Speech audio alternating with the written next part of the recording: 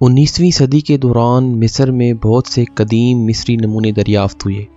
اور ان کو فروخت کرنے کی خاطر اور منافع کمانے کے لیے تاجروں نے ان کی فروخت شروع کی۔ اپوور پاپائرس کو بھی ایسے ہی غیر پیشہ ور تاجروں نے دریافت کیا، جنہوں نے اس وقت کے سویڈن اور ناروے کے لیے مصر میں خدمات سر انجام دینے والے کونسل گیوانی انتسائی کو فروخت کیا، اور پھر 1828 میں اناستاسی نے اس ڈاکومنٹ کو ڈچ حکومت کو فروخت کر دیا، اور اس وقت یہ نیدرلینڈ کے ایک میوزیم میں موجود ہے۔ یہ 378 سینٹی میٹر لمبا اور 18 سینٹی میٹر چوڑا ہے اور قدیم مصری زبان میں لکھا ہوا ہے، جس کا ترجمہ 1909 میں الان گریڈنر نے کیا۔ لیکن یہ سب میں آپ کو کیوں بتا رہا ہوں؟ یہ جاننے سے پہلے آئیے اس 1250 قبل مسیح کے ڈاکومنٹ کا ترجمہ دیکھتے ہیں۔ بلائیں پورے ملک پر چھا گئیں، ہر طرف خون تھا، دریا خون بن گئے۔ کل جو کچھ میری نظر کے سامنے تھا وہ تباہ ہو گیا، ہر زمین خالی ہے، سونا گھٹ رہا ہے، زیریں مصر تباہ ہو چکا ہے، پورا محل ویران پڑا ہے، پرندوں کو نہ پھل مل رہے ہیں نہ جڑی بوٹیاں، طاقتور موجوں نے شہروں کو زمین بوس کر دیا ہے۔ ایسا لگتا ہے کہ آئیپوور پپائرس مصر پر آنے والے متعدد آفات کا ایک مصری شاعر کا چشمدید گواہ ہے، اور اس کی آنکھوں کے سامنے یہ سب واقعات رونما ہو رہے ہیں۔ یہ سب ترجمہ جو بھی بتایا گیا ہے، سیم یہی نقشہ قرآن نے کھینچا ہے،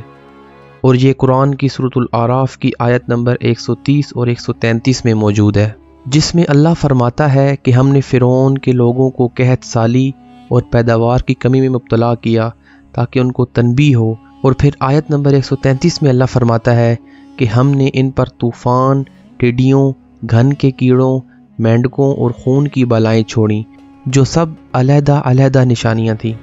اس آیت کا پس منظر یہ ہے کہ حضرت موسیٰ علیہ السلام کا معجزہ دیکھ کر جب فرعون کے دربار میں موجود جادوگر ایمان لے آئے تو فرعون اور اس کے درباری پھر بھی ایمان نہ لائے۔ ان کو سبق سکھانے کے لیے خدا نے ان کے لیے یہ آفات نازل کی، تو انہوں نے حضرت موسیٰ علیہ السلام سے کہا کہ یہ آفت ہم سے دور فرما دیجئے، ہم آپ کی بات مان لیں گے۔ اور جب حضرت موسیٰ علیہ السلام کی دعا پر خدا نے ان سے یہ آفات دور کی تو یہ لوگ اپنے وعدے سے پھر گئے، اور پھر سورۃ الاعراف کی ہی آیت نمبر 136 کے مطابق خدا نے ان کو سمندر میں غرق کر دیا۔ تو قرآن کی ان آیات اور اس تاریخی ڈاکومنٹ کا اگر موازنہ کیا جائے تو یہ ظاہر کرتا ہے کہ قرآن نے معجزاتی طور پر یہ واقعات بیان کیے ہیں، اور یہ حضرت موسیٰ علیہ السلام کے دور کا ڈاکومنٹ ہے۔ 1400 سال پہلے اتارے گئے قرآن میں ان آفات کا ذکر ہے،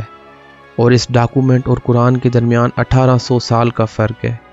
یعنی قرآن کے نزول سے 1800 سال پہلے کا ڈاکومنٹ، جو کہ مصر کی ریت میں کہیں گم ہو گیا اور ملا تو 19ویں صدی میں ملا۔ لیکن ہمارے نبی حضرت محمد صلی اللہ علیہ وسلم پر یہ سب باتیں اللہ نے قرآن کی صورت میں نازل کی،